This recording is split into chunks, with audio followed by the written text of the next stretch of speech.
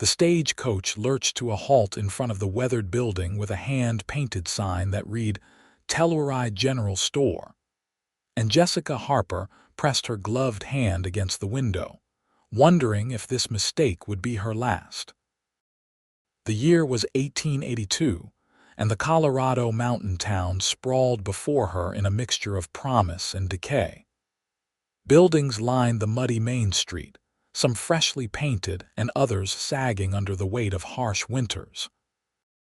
Men in dusty boots and wide-brimmed hats walked past, their eyes tracking the stagecoach with mild curiosity. Jessica clutched her carpetbag tighter, feeling the familiar knot of dread settling in her stomach. She had been expecting rejection her entire life. 23 years of being told she was too plain, too quiet, too different. Her father had made it clear before he died that no respectable man would want a woman who spent more time reading books than learning to cook properly. Her stepmother had echoed those sentiments daily, until Jessica finally scraped together enough money from her seamstress work to buy Passage West. The advertisement had been simple. Housekeeper needed for ranch outside Telluride. Room and board provided. Inquire at general store. She had written immediately, received a terse reply that the position was still available, and packed everything she owned into 2 bags. Now, standing on the wooden sidewalk as the stagecoach pulled away, she wondered if she had made a terrible mistake.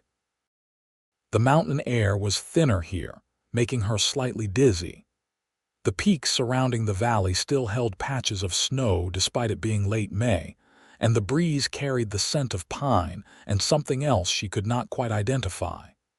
"You the woman here about the housekeeper job?" Jessica turned to find a tall man standing behind her. He wore typical ranch clothes, denim trousers covered in dust, a worn shirt, and a leather vest. But it was his face that caught her attention. He had sharp features, weathered from sun and wind, with green eyes that seemed to see right through her carefully composed expression. His dark hair needed a trim, curling slightly at his collar, and a few days of stubble shadowed his jaw. "Yes, sir.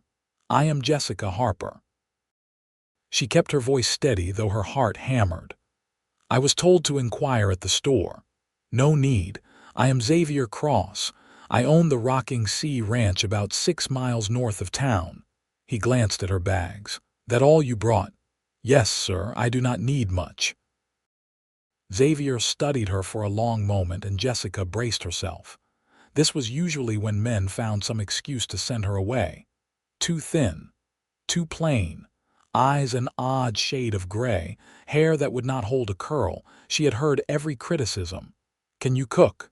"Yes, sir." "Not fancy, but I can prepare solid meals." "Can you handle the sight of blood? Ranch work means injuries sometimes." "I helped care for my father during his illness. Blood does not bother me." Xavier nodded slowly. "The work is hard." "I have 3 ranch hands living in the bunkhouse, and they expect 3 meals a day. The main house needs cleaning, laundry needs doing, and during branding season you might need to help with feeding extra hands. It is not glamorous." Jessica lifted her chin. "I did not come west expecting glamour, Mr. Cross. I came expecting work which I am willing and able to do." Something shifted in his expression, though she could not quite rate it. "Then I suppose we should get your things loaded. The wagon is around back." She followed him down the sidewalk, hardly daring to believe he had not rejected her outright. They turned the corner to find a sturdy wagon hitched to 2 bay horses. Xavier loaded her bags into the back with easy strength, then offered his hand to help her onto the seat.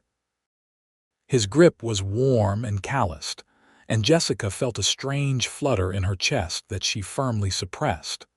This was employment, nothing more. She had learned long ago not to expect anything beyond that from any man. The ride out of town took them along a winding road that climbed gradually through stands of aspen and pine. The valley opened up around them, revealing meadows still brown from winter but showing hints of green. Xavier handled the horses with practiced ease, occasionally pointing out landmarks. That creek runs year-round. Good water. The mine up in those hills closed last year, but there is talk of reopening it. He gestured toward a distant peak. Weather can turn fast up here. If you see clouds building over that mountain, it means rain within the hour. Jessica nodded, filing away the information. She wanted to ask questions but did not want to seem ignorant or bothersome. Instead, she kept her hands folded in her lap and watched the landscape roll past. "You are quiet," Xavier observed after a while. "I am trying not to be a nuisance."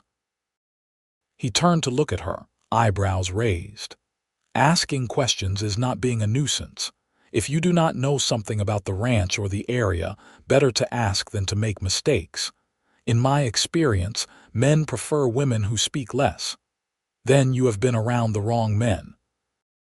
The simple statement caught her off guard.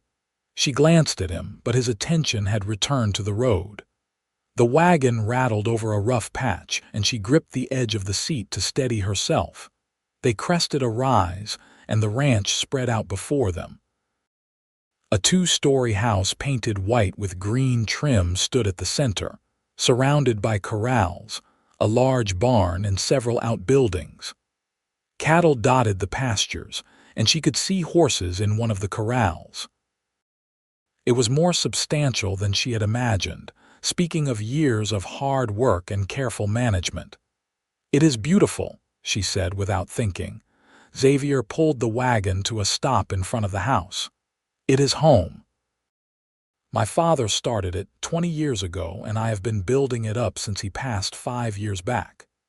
He helped her down, and she noticed he did not drop her hand immediately. When he did release it, there was a strange reluctance in the gesture. "Let me show you the house. You will have your own room upstairs. It is not large, but it has a good window and a decent bed." The interior of the house surprised her. She had expected bachelor chaos, but while the furniture showed wear, everything was reasonably clean and organized. The main room held a large fireplace, a worn sofa, and several chairs. A dining table dominated one end, and she could see the kitchen through a doorway. Xavier led her upstairs, past what was clearly his room, to a smaller room at the end of the hall. True to his word, it held a bed with a simple quilt, a dresser, a washstand, and a chair by the window. The window itself overlooked the front pastures and the mountains beyond. "It is perfect," Jessica said quietly. "More than I expected. The hands eat at 6 in the morning, noon, and 6 at night. I usually eat with them, so you will be cooking for 4. Sometimes we have others helping during busy seasons." Xavier leaned against the doorframe, watching her set her carpet bag on the bed. "Supplies are kept in the pantry off the kitchen. Make a list of anything you need, and I will pick it up on my next trip to town." "What happened to your previous housekeeper, Mrs. Patterson?" "She decided to move to Denver to live with her daughter. Left about 2 months ago. The hands and I have been managing, but it has been rough." He rubbed the back of his neck. "Fair warning, the place needs a woman's touch. We have been doing the basics, but I am the first to admit we let things slide." Jessica nodded. "I can handle it. I believe you can." Xavier pushed away from the doorframe.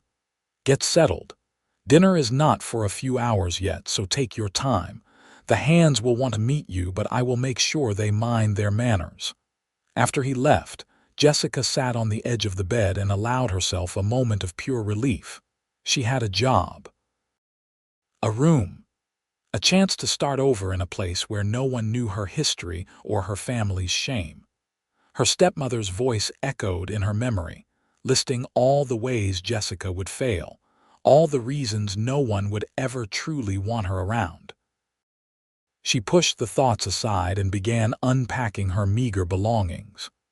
2 dresses for work, 1 slightly nicer dress for Sunday, undergarments, a nightgown, her sewing kit, 3 precious books, and the photograph of her father. She arranged everything carefully, then went to explore the kitchen. The pantry was better stocked than she expected, with flour, cornmeal, dried beans, salt pork, and various preserved goods. The kitchen itself had a large cast iron stove, a good work table, and plenty of pots and pans. She could work with this. By the time 6 o'clock approached, Jessica had prepared a simple meal of salt pork, beans, cornbread, and dried apple pie. She heard boots on the porch and men's voices. Then Xavier entered with 3 ranch hands. "Gentlemen, this is Miss Harper, our new housekeeper." "Miss Harper, this is Tom Griggs, Pete Wilson, and young Danny Foster." Tom was older, probably in his 50s, with gray threading through his brown hair. Pete looked to be in his 30s, stocky and strong. Danny could not be more than 19, with a friendly face and ears that stuck out slightly. "Madam," they chorused, removing their hats, "please sit down. Dinner is ready." Jessica began serving, acutely aware of their eyes on her. The men ate with appreciation, and gradually, conversation started flowing. Tom had been with the ranch since Xavier's father's time. Pete had joined 3 years ago, and Danny was the newest addition, having arrived last fall. "This cornbread is mighty fine, Miss Harper," Danny said, reaching for a 3rd piece.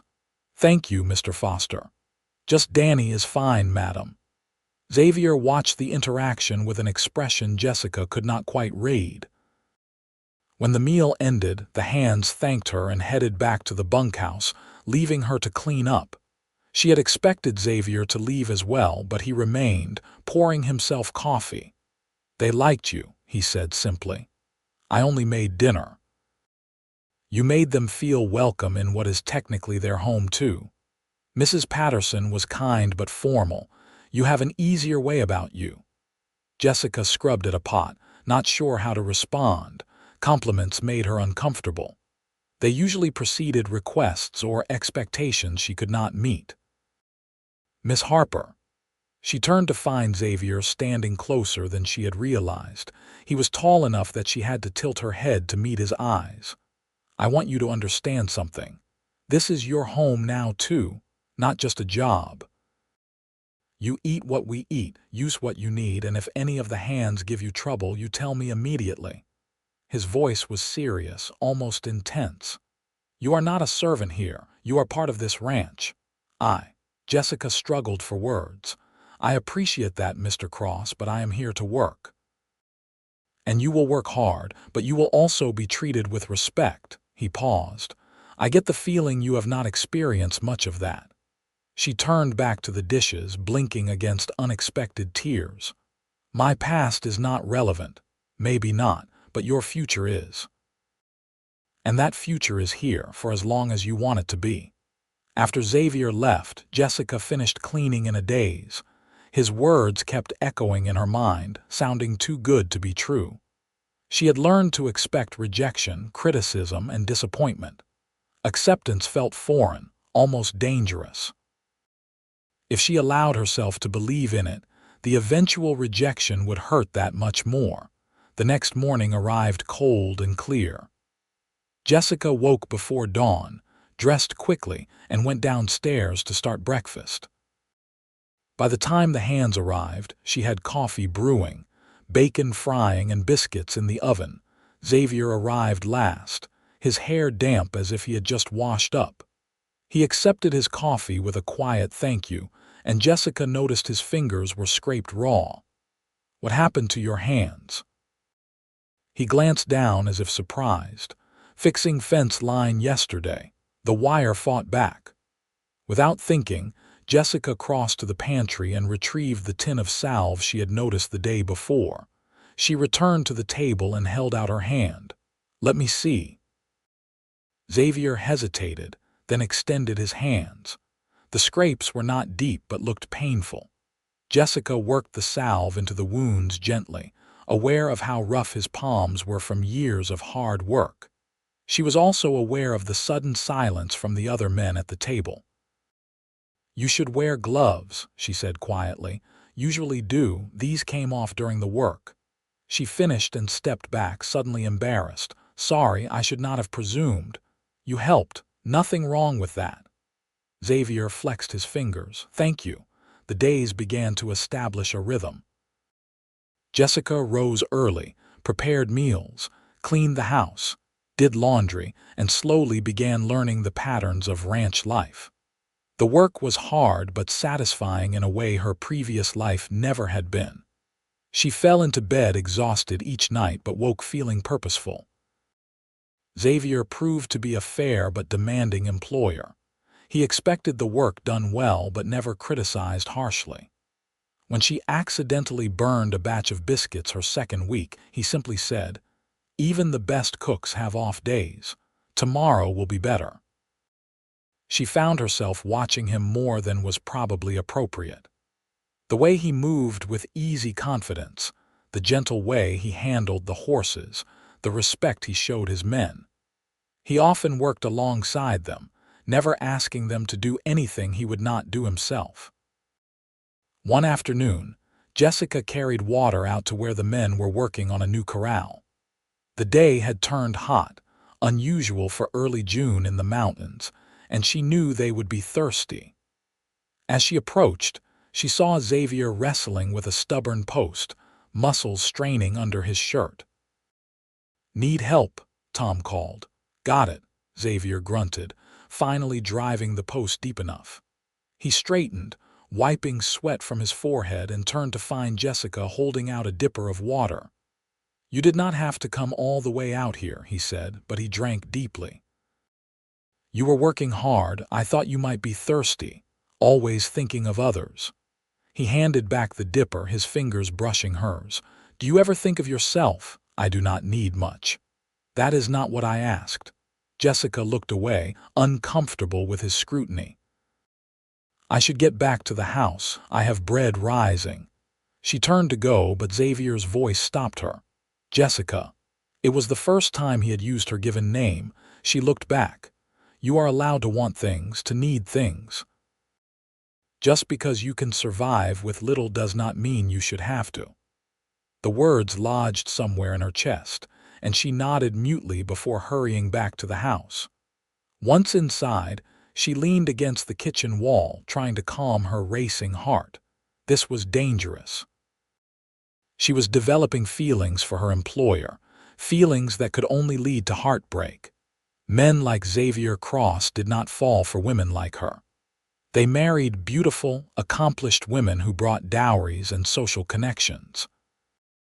She had learned this lesson at 16 when the banker's son courted her briefly, only to laugh when she thought his intentions were serious. She had learned it again at 20, when a visiting merchant paid her attention, then left town without a word. She had learned to protect herself by expecting nothing, but Xavier made it difficult to maintain those walls. A week later, Jessica went into town with Xavier to purchase supplies. The trip took most of the morning, and she found herself relaxing as they talked. Xavier asked about her life before Telluride, and she gave him the basic facts without elaborating on the painful parts. "My father was a clerk. He died when I was 21. My stepmother and I did not get along, so I decided to start fresh somewhere new. And you chose Colorado." "I chose anywhere that was not Philadelphia." Xavier guided the horses around a muddy section of road. "Do you miss it, the city?" "No, I miss my father, but not the place itself." Jessica watched the mountains slide past. "This is different, cleaner somehow. Like I can breathe properly for the first time." "I felt that way when I came back from Denver. Spent 6 months there learning about cattle markets and business. Hated every minute. Too crowded, too noisy, too many people trying to separate me from my money." He smiled slightly. "Give me open land and honest work any day." In town, they split up. Xavier headed to the feed store while Jessica went to the general store for household supplies. She was examining fabric for new kitchen curtains when a woman's voice cut through the quiet store. "Xavier, darling, I did not know you were in town today."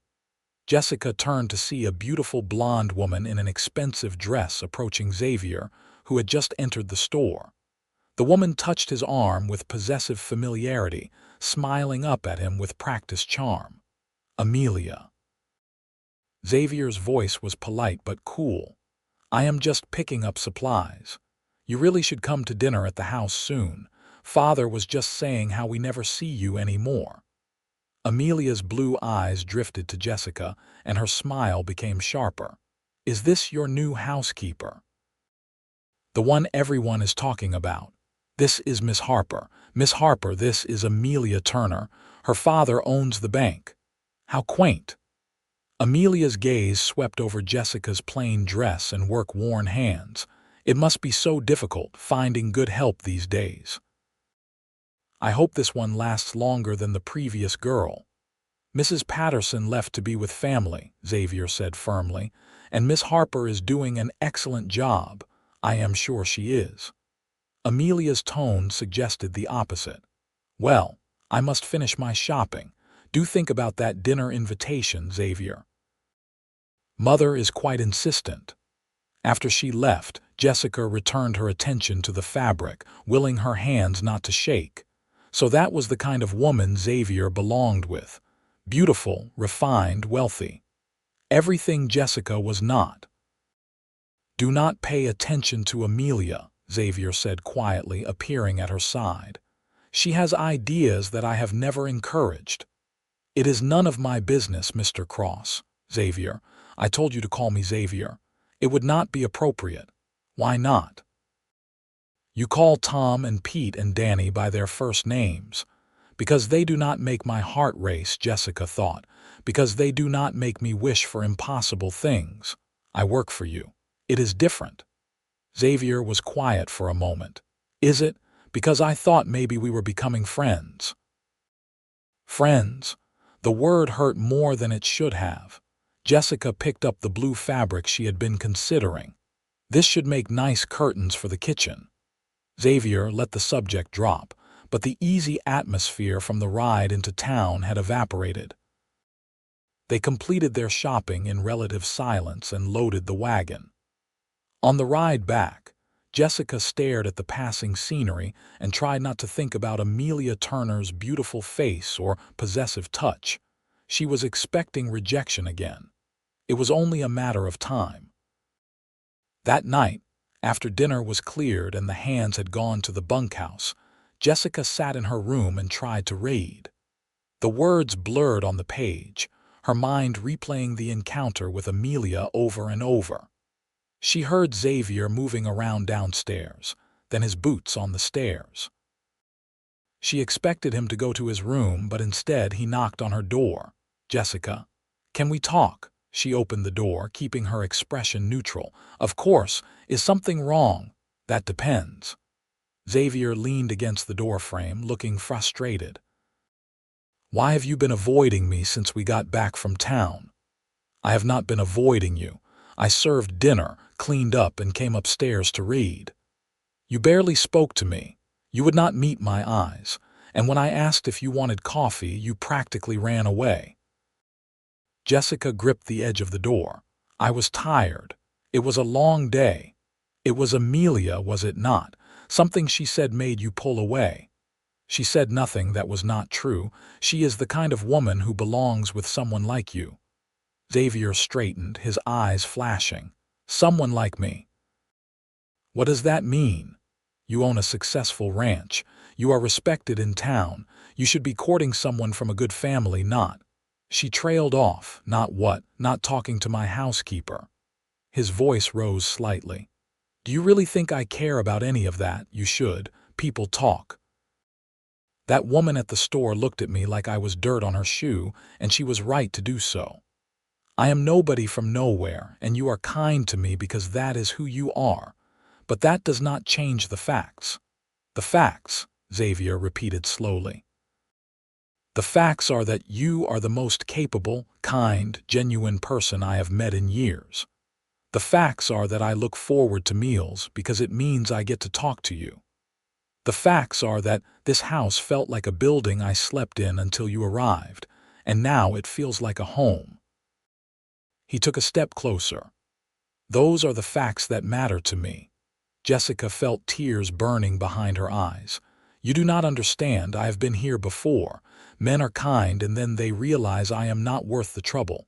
I am too plain, too quiet, too broken.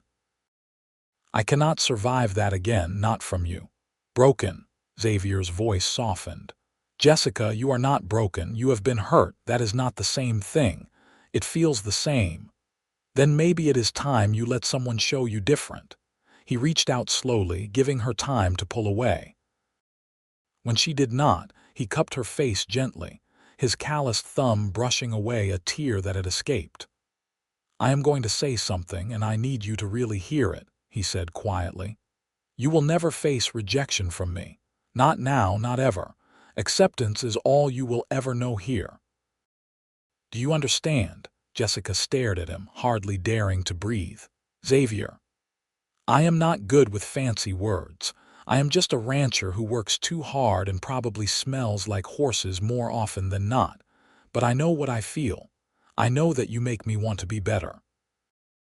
I know that when you smile, actually smile instead of that polite thing you do, it is like the sun breaking through clouds.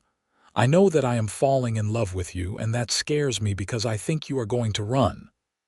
"I do not run," she whispered. "No, you do not. You stand and face things even when it hurts." His other hand came up to frame her face. "So stand and face this. Face me. Let me prove that you are worth everything. I do not know how. Then let me show you." He leaned down slowly, still giving her the chance to refuse. When his lips met hers, it was gentle and questioning. Jessica's hands came up to grip his arms, steadying herself as the world tilted. The kiss deepened, and she felt something inside her chest crack open, letting in light for the first time in years. When they finally pulled apart, Xavier rested his forehead against hers. "Tell me you feel this too. Tell me I am not alone in this." "You are not alone." Jessica's voice shook. "But I am terrified. That makes two of us." He kissed her forehead softly. "We will figure this out together. No more expecting rejection. No more pulling away when things get hard. Deal, deal." They stood there in her doorway for a long moment, and Jessica felt the careful walls she had built beginning to crumble. It was terrifying.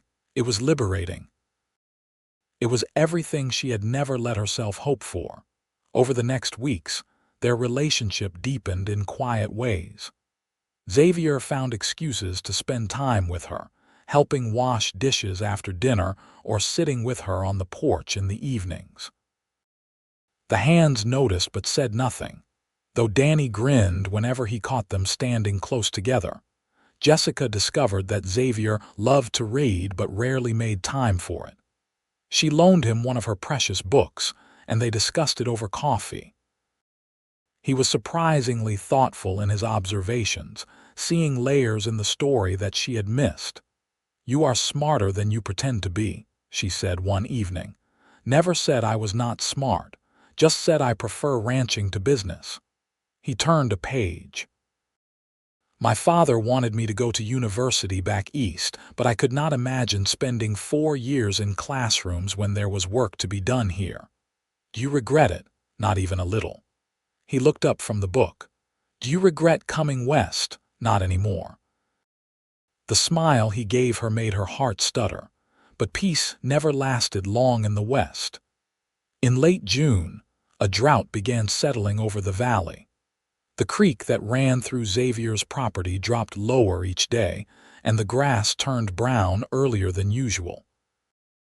Other ranchers began worrying about water rights and grazing land. One evening, Tom came to the house looking grim. "There is trouble brewing. Jack Morrison has been moving his cattle closer to our northern border. I think he is eyeing our water." Xavier's jaw tightened. Morrison always was greedy. "His spread is twice the size of ours, but he overgrazed it years ago." "What will you do?" Jessica asked. "Ride up there tomorrow and have a conversation. Hopefully, reason will prevail." But when Xavier returned the next day, his face was dark with anger. "Morrison claims the Northern Creek is on public land, says anyone can water their cattle there." "That creek runs through your property," Tom protested. "He knows that. He is looking for a fight." Xavier slammed his hat onto the table. "I will ride into town tomorrow and check the property records, make sure everything is documented properly." Jessica touched his arm. "Be careful. Men like that do not like being proven wrong." He covered her hand with his. "I will be careful, promise." The trip to town confirmed what Xavier already knew. The creek was entirely on his land, and he had the documentation to prove it. But when he confronted Morrison again, the older rancher simply laughed. "Papers do not mean much out here, Cross. What matters is who has the strength to hold what is theirs." "Are you threatening me?" "I am stating facts. You are running a small operation with 3 hands and a woman. I have 12 men who know how to fight. Maybe you should think about selling before things get difficult." Xavier rode home furious. That night, he paced the kitchen while Jessica prepared dinner, ranting about Morrison's arrogance and greed. "He thinks he can bully me because my father is gone, because I am younger than him, because I will not fight dirty." Xavier ran his hand through his hair. "I have worked too hard to build this place up to let him take any of it." "Then do not let him." Jessica set down her knife. "You have the law on your side. You have good men who respect you, and you have right on your side, which counts for more than Morrison thinks. You have a lot of faith in me." "I have faith in who you are." She crossed to him, placing her hand on his chest. "You are not a man who loses because you do not give up. But you are also not a man who needs to prove anything through violence. There are other ways to win." Xavier pulled her close, resting his chin on top of her head. "When did you get so wise?" "Around the same time a cowboy told me I was worth something." He kissed her then, deep and thorough, and for a moment the troubles with Morrison faded away. The situation escalated when Xavier found Morrison's cattle grazing on his land. He drove them back across the border, but the next day they returned. The third time it happened, he rode to the sheriff in Telluride. Sheriff Warren listened to the situation and sighed. "Morrison is a problem. Has been for years. But unless you catch him or his men actively trespassing or damaging property, my hands are tied. So I just let him steal my resources." "No, you document everything, you keep records, and if he pushes too far, you defend your land." Warren leaned back in his chair.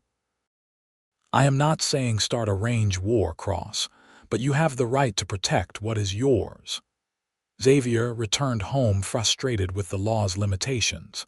That night, he called a meeting with Tom, Pete, and Danny.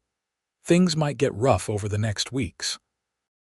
"Morrison is pushing boundaries, and I will not let him take what I have built, but I need to know you men are with me. I would understand if you want to look for safer work." Tom snorted. "Known you since you were in short pants, boy. I am not going anywhere." "I signed on to work this ranch, and that is what I will do," Pete said firmly. Danny looked nervous but nodded. "You gave me a chance when nobody else would. I am staying." Relief washed over Xavier's face. "Thank you, all of you." After the hands left, Jessica found Xavier on the porch staring at the dark mountains. "You are worried," she said softly, joining him. "I do not want anyone hurt because of my stubbornness." "This is not stubbornness. This is protecting what you have worked for." She took his hand. "I know I am just the housekeeper, do not." Xavier turned to face her. "Do not diminish yourself like that. You are not just anything." "Let me finish." She squeezed his hand.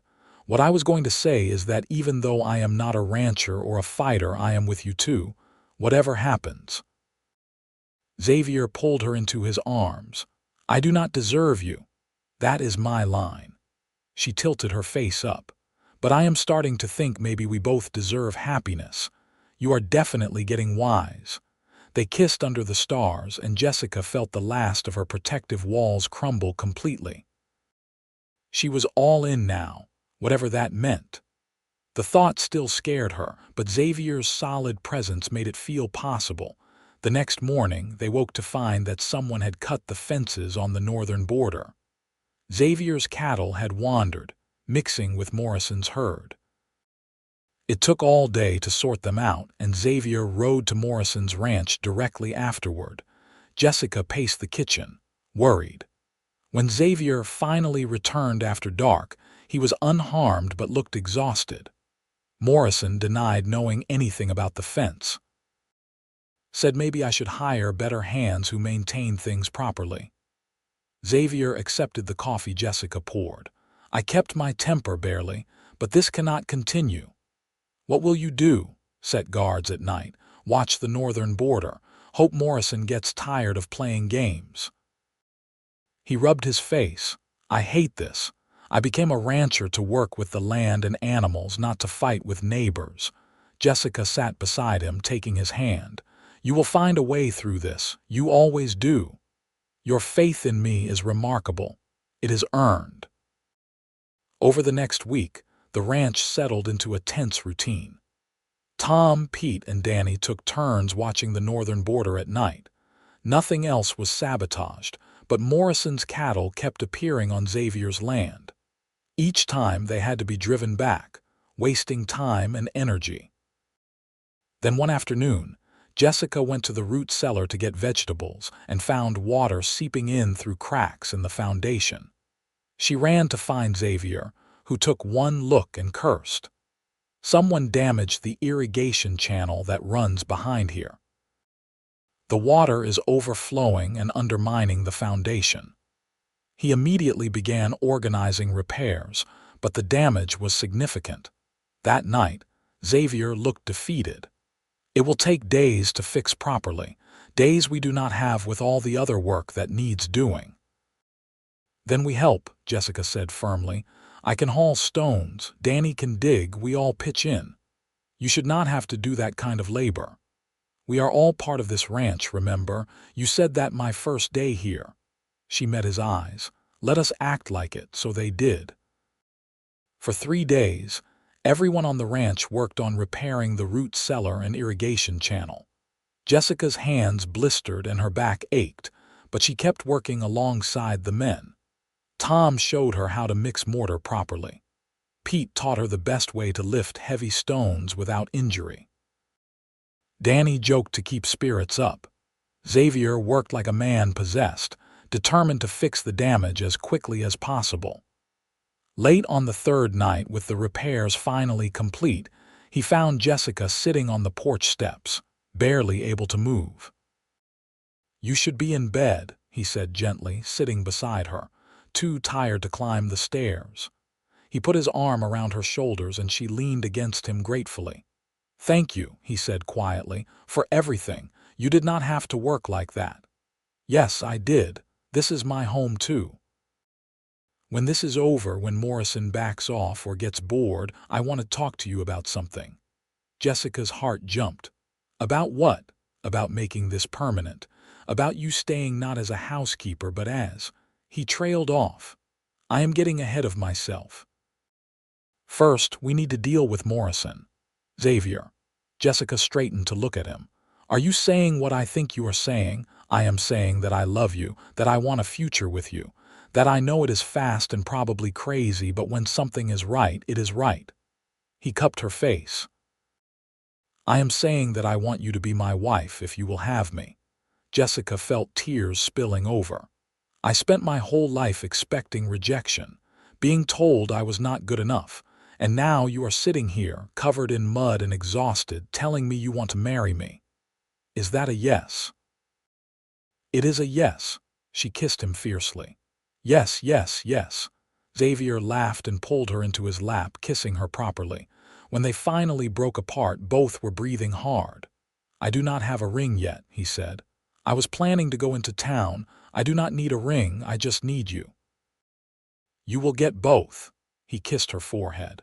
But first, we end this thing with Morrison." The next day brought the confrontation to a head. Xavier and Tom were riding the northern border when they found two of Morrison's men actively cutting the fence again. They had caught them red-handed. "Get off my land," Xavier said, his voice cold. The men looked at each other, then at Xavier. They were both armed, as was Xavier. The tension stretched taut. Morrison said this was open range, one man said, but he sounded uncertain. Morrison lied. "And you know it." Xavier did not reach for his gun, but his hand rested near it. "You have two choices. Drop those wire cutters and ride back to your boss, or we involve the sheriff and you explain why you are destroying private property." The men hesitated, then set down the cutters and mounted their horses. "Morrison is not going to like this. Morrison can come talk to me himself instead of sending others to do his dirty work." The men rode off, and Xavier collected the wire cutters as evidence. He and Tom repaired the fence, then rode directly to the sheriff. Sheriff Warren looked at the cutters and nodded slowly. "This gives me enough to have a conversation with Morrison, officially as the law. Will it stop him? It should. Morrison is many things, but he is not stupid. If I tell him I am watching, he will back off.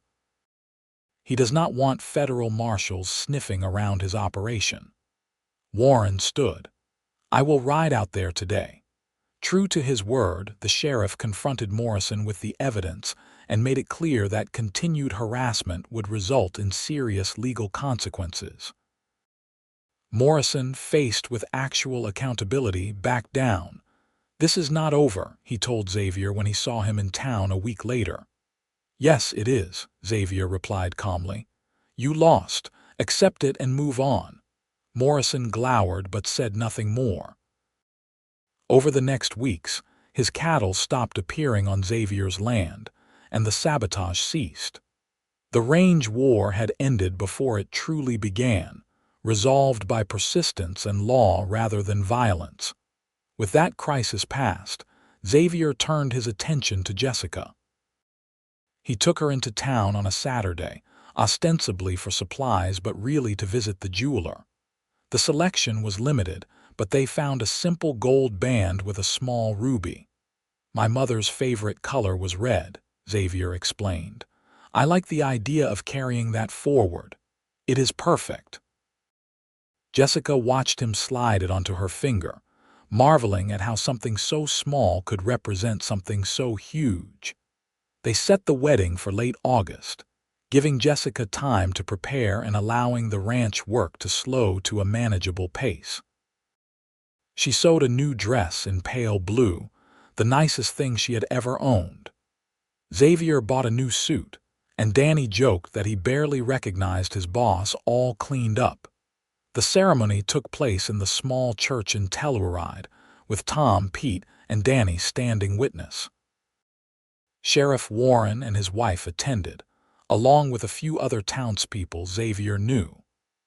Notably absent was Amelia Turner and her family, though Jessica heard later that Amelia had thrown a spectacular tantrum when she learned of the engagement. "I do not care what she thinks," Jessica told Xavier the night before the wedding. "Neither do I. She never had a chance, not from the moment you stepped off that stage coach. You did not even like me at first. I liked you immediately. I just did not realize I was falling in love until you had been at the ranch for a week." He pulled her close. "Tomorrow you become Mrs. Cross. How does that feel? Terrifying. Wonderful, right? That sounds about perfect to me." The wedding itself was simple but beautiful. Xavier's voice shook slightly as he said his vows, and Jessica cried through most of hers.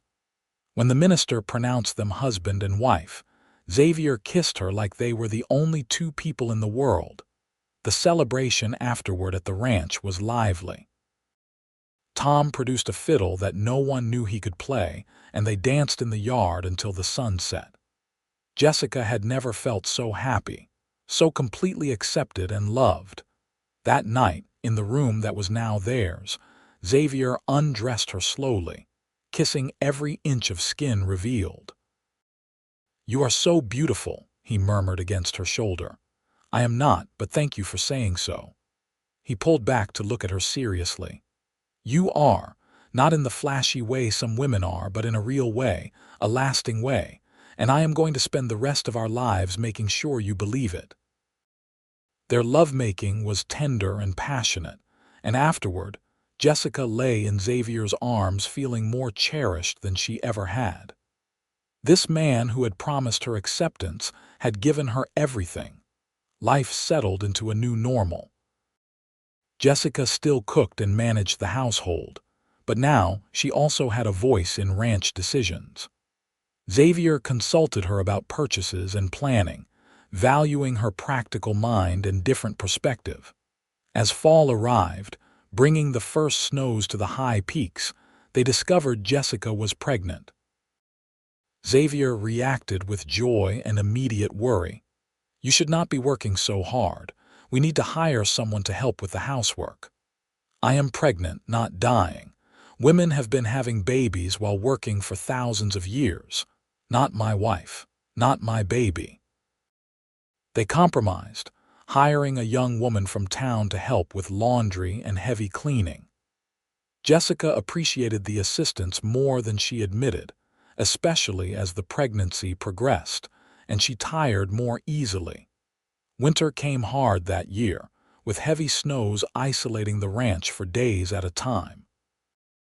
But the house was warm and well-stocked, and Jessica found she did not mind being snowed in. She spent the dark months knitting baby clothes and reading by the fire while Xavier carved a cradle from pine. "Do you hope for a boy or girl?" she asked one evening. "I hope for healthy. Beyond that, I do not care." He ran his hand over the smooth wood, though a boy would be helpful on the ranch eventually. "And a girl, a daughter would be wonderful, especially if she has your eyes and stubbornness." He looked up with a smile. "Either way, this child will grow up knowing they are loved and wanted. No expectations beyond being themselves." Jessica blinked back tears, blaming pregnancy emotions. But really, it was the realization of how completely her life had transformed. A year ago, she had been alone and unloved in Philadelphia, expecting rejection at every turn. Now she had a husband who adored her, a home she cherished, and a baby on the way. When her labor began on a cold March morning, Xavier nearly panicked. Tom rode through melting snow to fetch the doctor from town while Pete and Danny tried to keep Xavier from pacing holes in the floor. "Women have been having babies forever," Danny reminded him, echoing what Jessica had said months ago. "Not Jessica. Not my wife having my child." Xavier ran his hands through his hair. "What if something goes wrong?" "Then we deal with it," Pete said firmly. "But Doc Harris is good and your wife is strong. Have faith." The labor lasted 8 hours, which the doctor assured Xavier was normal for a first baby. When he was finally allowed into the room, he found Jessica exhausted but smiling, holding a tiny bundle. "Meet your son," she said softly. Xavier approached as if in a dream, looking down at the small red face peeking from the blanket. "He is perfect. He has your nose. Poor kid." Xavier sat carefully on the bed, his large hand cradling the baby's tiny head. "What should we name him?" They had discussed names throughout the pregnancy but never settled on one. Now, looking at their son, Jessica said, "What was your father's name?" "Daniel. But we called him Dan." "Then let us name him Daniel. Danny for short, if you like. Little Danny to differentiate from our Danny." Xavier leaned over to kiss her forehead. "You are amazing. You know that. I know you tell me regularly, and I am starting to believe you." Baby Daniel was a good baby, healthy and strong. The ranch hands were all awkward uncles, especially Danny Foster, who was both honored and embarrassed that the baby shared his name. Tom carved toys, Pete made a rocking horse, and Xavier proved to be a surprisingly natural father. Jessica watched him one evening, rocking their son and singing quietly, and felt her heart might burst from happiness. This life they had built together, this family, was everything she never dared to dream of. As Daniel grew from baby to toddler, Jessica discovered she was pregnant again. This time, the process felt easier, probably because she knew what to expect. Their second child, a daughter they named Margaret after Xavier's mother, arrived 2 years after Daniel. Margaret had Jessica's gray eyes and Xavier's dark hair, and she proved to have a will of iron from the start. While Daniel was content and quiet, Margaret demanded attention and got into everything. Xavier adored her, completely wrapped around her tiny fingers. "We are going to have trouble with this one," he said, pulling her out of a kitchen cabinet for the 3rd time in an hour. "Good. A woman should have spirit." Jessica rescued the pots Margaret had scattered. "It will serve her well in life." The ranch continued to prosper. Xavier expanded the herd, bought more land, and earned a reputation as a fair dealer. Morrison eventually sold his ranch and moved to California, much to everyone's relief. The drought that had caused so many problems ended, and the valley grew green and prosperous. Tom eventually retired, though he stayed on the ranch in a small cabin Xavier built for him. Pete got married to a widow from town and moved into Telluride, though he still worked the ranch most days. Danny Foster matured into a capable foreman, eventually marrying a schoolteacher and building a house on the eastern section of Xavier's property. Jessica watched the changes and growth with satisfaction. The terrified woman who had stepped off the stagecoach expecting rejection was gone, replaced by someone confident in her place in the world. Xavier's promise that she would only know acceptance had proven true, over and over. When Daniel was 6 and Margaret 4, Jessica gave birth to twins, boys they named Thomas and Peter after the men who had been like family. Xavier joked that they were done now, 4 children being plenty, but Jessica saw the joy in his eyes each time he held one of the babies. "You are a good father," she told him one night after finally getting all 4 children to sleep. "I have a good partner." He pulled her onto his lap. "I still cannot believe you said yes when I proposed. I still cannot believe you proposed. Then we are both fools." He kissed her softly. Lucky fools. The years passed in a blur of seasons and growth. Daniel grew tall and strong, taking to ranch work naturally. Margaret proved to be as stubborn and capable as her mother, refusing to be limited by her gender. She learned to ride and rope alongside her brothers, and Xavier never discouraged her. The twins were inseparable, getting into mischief that kept Jessica on her toes. But even in the chaos of raising 4 children and managing a busy household, Jessica felt blessed beyond measure. On their 10th anniversary, Xavier took her back to Telluride, to the spot where he had first loaded her bags into the wagon. They stood on the sidewalk, older and weathered by life, but happy. "I keep thinking about what you said that first day," Xavier said. "That you came expecting work, not glamour, I remember." "Did you get what you expected?" Jessica thought about the question seriously. "No, I got so much more. I got a home, a family, and love. I got acceptance when I expected rejection. I got you." Xavier pulled her close, not caring who saw. "And I got everything I did not know I needed. A partner, a love, a life worth living. We did well, did we not? We did perfect."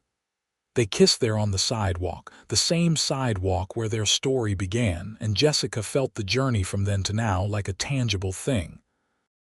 She had traveled from Philadelphia expecting nothing and found everything.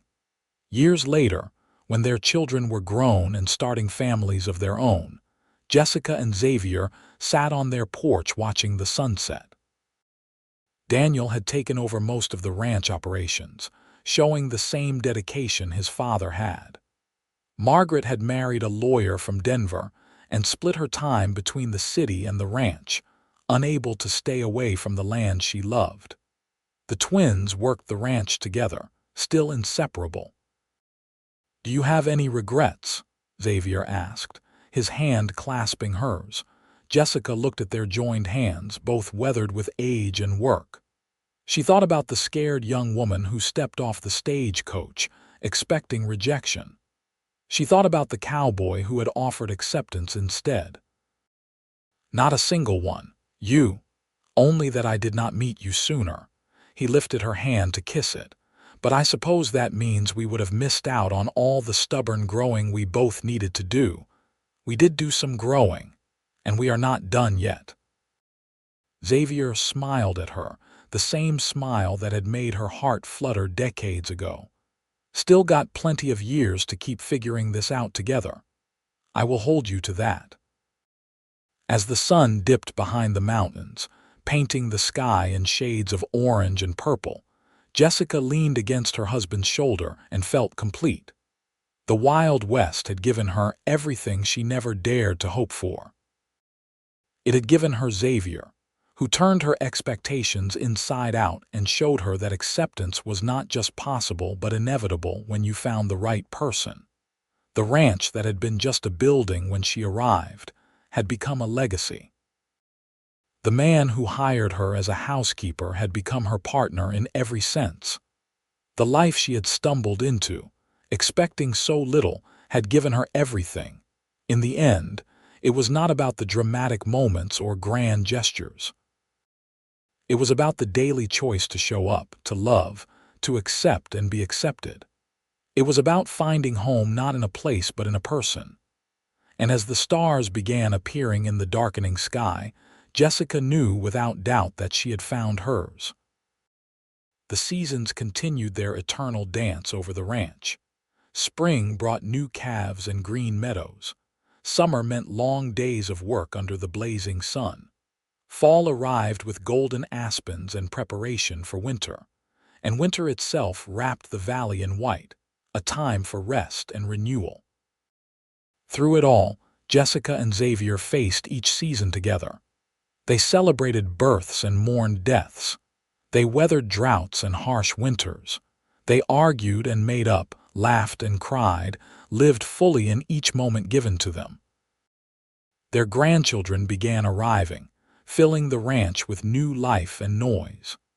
Jessica taught the girls to cook and sew, while also teaching them to stand up for themselves and never expect less than they deserved. Xavier taught the boys ranch work, while also teaching them to respect women and value kindness over toughness. On quiet evenings, when the grandchildren had gone home and the house fell silent, Jessica and Xavier would sit together and remember. They remembered that first meeting, that first dinner, that first kiss.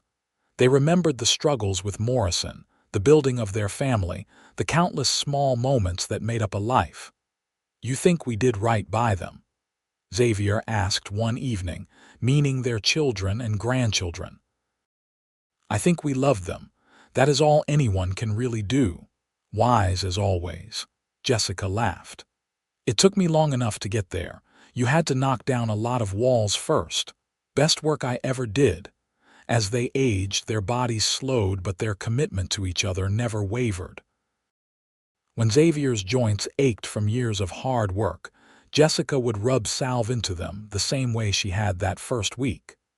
When Jessica caught a bad cold one winter, Xavier sat up with her all night, refusing to leave her side. "You do not have to stay," she said, her voice hoarse. "Where else would I be?" It was the same answer he had always given. Where else would he be but with her? It was a simple truth that had guided their entire marriage. On their 40th anniversary, their children threw a large celebration at the ranch. Friends and family came from miles around. The party lasted well into the night, with music and dancing and endless stories about the Cross family and their legendary love story. "Tell us how you met," one of the grandchildren demanded. So Jessica told the story once more, how she had arrived expecting rejection, expecting to be sent away. How Xavier had loaded her bags into the wagon and taken her to the ranch. how he had promised her acceptance and then spent a lifetime proving it. "That is the most romantic thing ever," Margaret's daughter sighed. "It is real, and that makes it better than romantic," Margaret said, hugging her mother. "It is lasting." When the party finally ended and everyone had gone home, Xavier and Jessica climbed the stairs to their room, moving slowly but steadily. They prepared for bed in the comfortable silence of long marriage, each knowing what the other needed without words. In bed, Xavier pulled Jessica close, and she rested her head on his chest, listening to his heartbeat. 40 years, he murmured. "Feels like yesterday and forever all at once." "I know what you mean. If I could go back and do it all again, I would not change a thing. Well, maybe I would have proposed sooner." Jessica smiled in the darkness. "We had our timing. It was right for us. Always defending me, even from myself. Someone has to." They fell asleep like that, wrapped in each other and in the love they had built brick by brick, choice by choice, day by day. The years continued to pass. Xavier's dark hair turned completely silver. Jessica's moved from brown to gray to white. Their hands became spotted with age, their steps slower.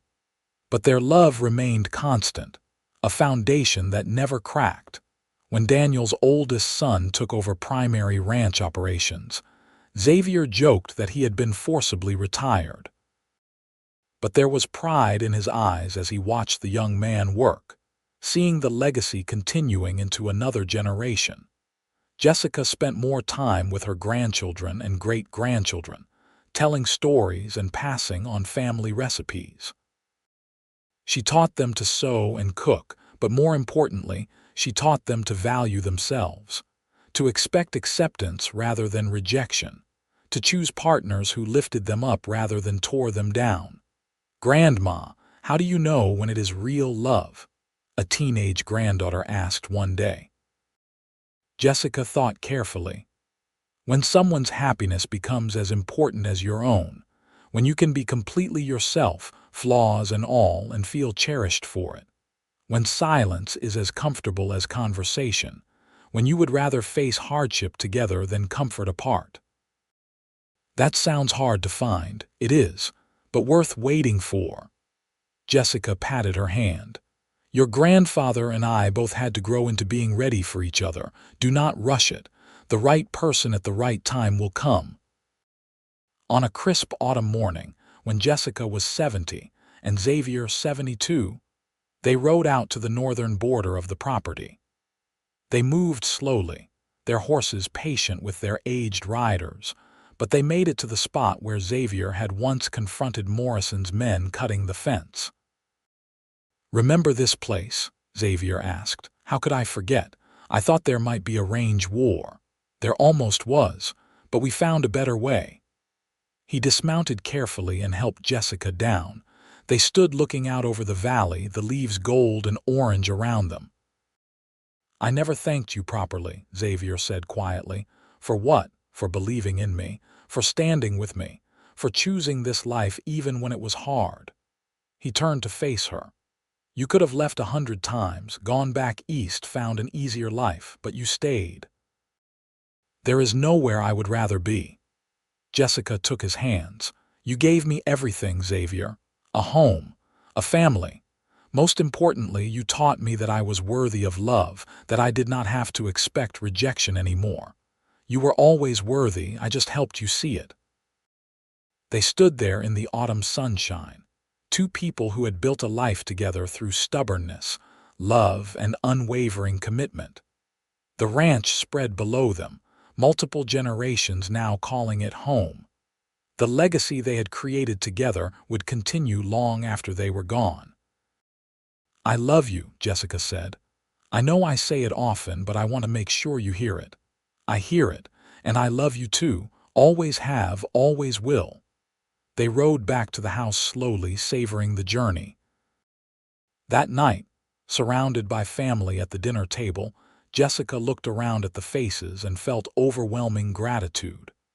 Every person there existed because she and Xavier had found each other. because a cowboy had offered acceptance to a woman expecting rejection. The winters began to weigh heavier on them both. Xavier developed a persistent cough that the doctor could not completely cure. Jessica's joints ached constantly, making even simple tasks difficult. But they cared for each other with the same devotion they always had. On a snowy evening in January, Jessica and Xavier sat by the fire, wrapped in blankets.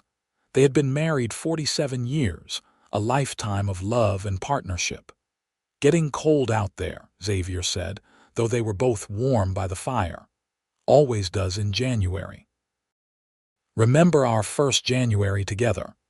When the snow was so deep we could not get to town for 2 weeks, I remember. We lived on beans and cornbread, and you chopped so much firewood we had enough for 3 years. Xavier laughed, though it turned into coughing. When he recovered, he said, "Those were good days. All our days were good. They were. Jessica." He took her hand. "If something happens to me, do not talk like that. Let me finish. If something happens, I want you to know that you made my life complete. I was just going through motions before you arrived. You gave me purpose beyond the ranch. You gave me love and family and happiness. I could not have asked for more." Jessica felt tears sliding down her wrinkled cheeks. "You gave me the same. You took a woman who thought she was worthless and showed her she was precious. I will never stop being grateful for that." They sat holding hands as the fire burned low, a lifetime of love contained in the simple touch. Outside, the snow continued falling, blanketing the ranch in white. Inside, 2 hearts beat in rhythm as they had for decades. Xavier passed peacefully in his sleep 3 weeks later, Jessica beside him. The doctor said his heart simply wore out, which seemed fitting for a man who had given his heart so completely to his family and land. The funeral drew people from across the county.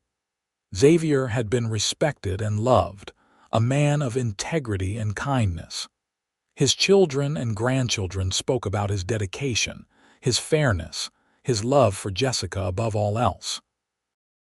Jessica stood at his grave, supported by Daniel on one side and Margaret on the other, and said her final goodbye to the man who had changed everything. "I will see you again," she whispered. "Wait for me." In the weeks that followed, Jessica moved through grief with the same quiet strength she had shown throughout her life. Her family worried about her, but she assured them she was fine. "I had 47 years with the love of my life. I had children and grandchildren and great-grandchildren. I had a home and a purpose. I have no regrets and no complaints." She smiled at her worried children. "I am sad, but I am also grateful. Do you understand?" They did, because Xavier and Jessica had taught them to face life with courage and grace. Jessica lived another 3 years, spending them surrounded by family and watching the ranch continue to thrive. She told stories about Xavier, keeping his memory alive for the younger generations who barely remembered him. She worked in her garden, read her books, and wrote letters to distant family. On a warm spring morning, Jessica did not wake up. She had passed quietly, peacefully, as Xavier had. The family gathered once more, this time to lay her to rest beside her husband. "They were made for each other," Margaret said at the service, her voice thick with tears. "From the moment they met until their last breaths, they chose each other every single day. That is what love is. Not the easy moments, but the choice to stay, to accept, to cherish." They buried her next to Xavier, under a large cottonwood tree that provided shade in summer. The marker was simple, listing their names and dates with one additional line: "Acceptance is all we ever knew." Years passed. The ranch continued, generation after generation working the land. Children who never knew Jessica and Xavier heard stories about them, about how their love had built the foundation for everything that came after. On anniversaries and special occasions, family members would visit the graves, leaving flowers and telling new stories. the legend of Jessica and Xavier grew, not because their love had been dramatic or flashy, but because it had been real and lasting. A great-great-granddaughter, facing her own doubts about love and worthiness, sat by the graves one afternoon and talked to ancestors she had never met. "I do not know if I am worth loving," she confessed. "I keep expecting rejection, like there is something wrong with me." The wind rustled through the cottonwood leaves, and she imagined she could hear Jessica's voice. "You are worthy. Do not let anyone, including yourself, tell you otherwise. When the right person comes along, they will show you what acceptance truly means." The young woman left feeling lighter, carrying with her the legacy of love that Jessica and Xavier had built. And so their story continued, not in their lives, but in the lives they had touched. In the grandchildren who remembered Jessica's kindness and Xavier's strength. In the ranch that still bore the Cross name. In the lessons about love and acceptance that passed down through generations. The Wild West that had been Jessica's new beginning eventually became settled and civilized. Towns grew into cities, ranches modernized. The hard, dangerous life that Xavier had known became history, but love remained constant. The need for acceptance, for partnership, for someone to see you completely and choose you anyway, that never changed. Jessica had arrived in Telluride expecting rejection, carrying a lifetime of being told she was not enough. Xavier had looked at her and seen everything he needed. That simple act of acceptance had created ripples that spread forward through time, affecting people who would never know their names but would benefit from their example. In the end, their story was not about the Wild West or ranching or any of the external details.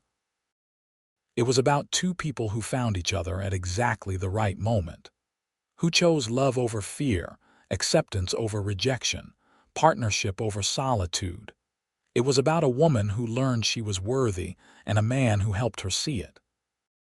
About a life built day by day, choice by choice, through good times and bad. About love that lasted beyond death, teaching future generations what was possible when two hearts truly committed. The ranch still stood, nearly 150 years after Xavier built it up from his father's struggling operation. The house had been expanded and modernized, but the original structure remained, carefully preserved by family who understood its significance. In that house, couples still fell in love. Children still learned about hard work and family. And sometimes, late at night when the wind blew just right, people swore they could feel the presence of two people who had loved each other so completely that even death could not fully separate them. Jessica Harper, who became Jessica Cross, who became the foundation of a family legacy, had started with nothing but hope and fear. She ended having created something that would last for generations. Xavier Cross, who had lived for his ranch until Jessica showed him that love mattered more, had built a legacy that transcended cattle and land. He had built a family rooted in acceptance, love, and unwavering commitment. Together, they had proved that the most extraordinary love stories are not the ones with the most drama, but the ones with the most dedication.